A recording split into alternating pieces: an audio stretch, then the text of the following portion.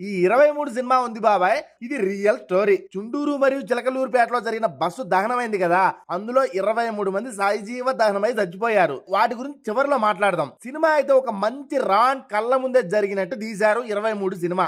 ఆ బడ్జెట్ లో ఆ type of sets and quality, emotion ని బాగా తీసుకెళ్లారు. అన్నిటికి మించి ఈ సినిమాలో తాగుబోతు రమేష్ అండ్ క్యామియో ఝాన్సీ గారు తప్ప మిగతా వాళ్ళందరూ కొత్త వాళ్ళే బాబాయ్. ఇక స్క్రీన్ పై ఎంగేజింగ్ గా ఉండి అక్కడక్కడ బోరింగ్ గా ఉన్న సినిమాలో ఉన్న క్యారెక్టర్స్ లైఫ్ టర్న్ అయ్యి జీవితం మొత్తం జైలు పాలై జైల్లో సర్వే అవ్వడం, లవ్ స్టోరీ, ఫ్యామిలీ ఎమోషన్ ఇవన్నీ భలే ఉన్నాయి. ఇక తేజ అనే అతను హీరోగా సాగర్ అనే క్యారెక్టర్ చేశారు, చాలా బాగా హ్యాండిల్ చేశారు. అండ్ ఆ గుంటూరు మరి మా ఒంగోలు జిల్లా స్లాంగ్ కరెక్ట్ గా పట్టుకుని డబ్బింగ్ చెప్పారు బాబాయ్. ఇక హీరో ఫ్రెండ్ గా పవన్ రమేష్ చేశాడు. ఇంకోటి, ఈ సినిమా రియల్ స్టోరీ అని చెప్పా కదా, సాగర్ అండ్ దాస్ ఇప్పటికీ వీళ్ళు జైల్లోనే ఉన్నారు. ఎందుకున్నారు, ఎందుకు బతికున్నారు సినిమా చూసే తెలుసుకోండి. ఇక మ్యూజిక్ సినిమాకి తగ్గట్టు డీసెంట్ గా ఉంది, సినిమాటోగ్రఫీ బాగుంది, ఎడిటింగ్ అండ్ డిఐ అన్ని చాలా బాగున్నాయి. హీరోయిన్ గా చేసిన ఆమె కూడా చాలా బాగా చేశారు. ఒక ఎమోషన్ రాతాగిన ఫీల్ అయితే ఈ 23 సినిమా ఇచ్చింది బాబాయ్. మరి మీరు 23 సినిమా ఎలా చూడాలంటే అమెజాన్ ప్రైమ్ లో ఉంది. మరి మీరు కనుక సినిమా చూస్తే ఎలా ఉందో కింద కామెంట్ చేసి మన ఛానల్ ని సబ్స్క్రైబ్ చేసుకోండి నాయన.